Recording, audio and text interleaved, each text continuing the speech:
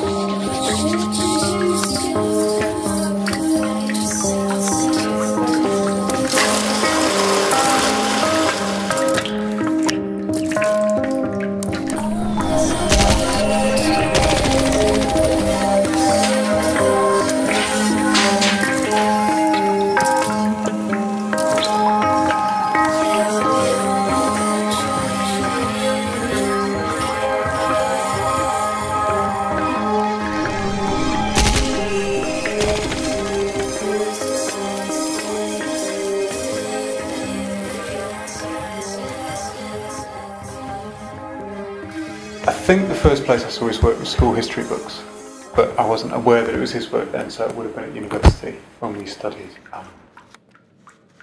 I was a child of the 60s and early 70s, and I was at a time when at art college throughout the late 60s, a great deal of influences were starting to happen. I remember his work had such an impact. It was the first time a war had been really documented. And the impact of his photographs confirmed everything that I thought was brilliant about communication, about ideas and about photography. And he's one of the reasons why I wanted to become a designer. It's hard to imagine now, but the pinnacle of success in those days was to get your work in the Sunday Times colour supplement. The impact of the Vietnam shots. At the time, it stunned everybody from America to this country. The impact of those shots. I strongly believe the opening up of the war through his photography actually ended the war much quicker than it ever would have done.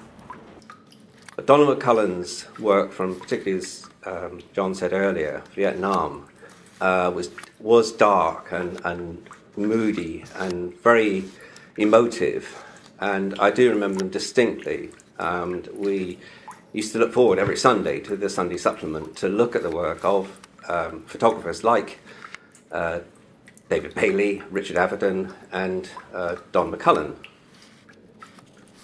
His work to me it doesn't matter the standard of the photograph, what matters is what you're really portraying, and to me this is an iconic piece of photojournalism. I think that's what was striking about it, and that was its power then. I don't know if its power is slightly decreased seen out of context, because we're more annealed and whatever, used to strong images like that.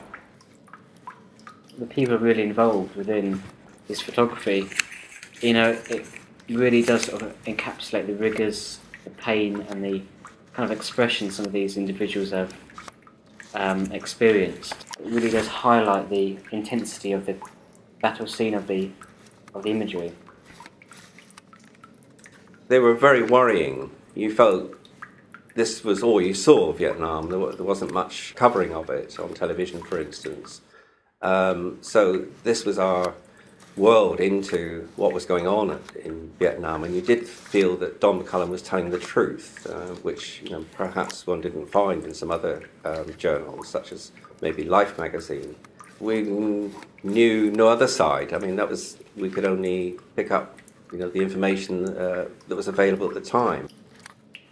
You only ever hear in words, or you read the words of stories of troubles which have happened within Afghanistan and Iraq, the communities, You don't ever see the true sense of it, and I think the true sense does come from photographs, and these imageries tell 1,000 words, nothing what a block of text could tell you, He took photographs of destitute and homeless, which were also used in the Sunday Times, and other assignments, but it is the Vietnam ones that remain with one through one's life. I can picture now, two photographs specifically that were full face. One particularly was a full face American soldier with a bandage on his face, and just that look of forlornness on his face was very moving. And so he may have portrayed the dark side, but he was working as a reportage, documentary maker in his own right. He has the ability and the authority to be really to be able to allow his photography to speak for itself and to demonstrate the plight of people in war-torn areas such as Syria. It's a good reminder of what happened, and I think to ensure that other generations don't fall into the same trap of Vietnam and war, it's a great vivid reminder of what war can do to communities and people. I love photography, but I would never go out and take war photographs. No, you had to be a special kind of person, and he was that special kind of person.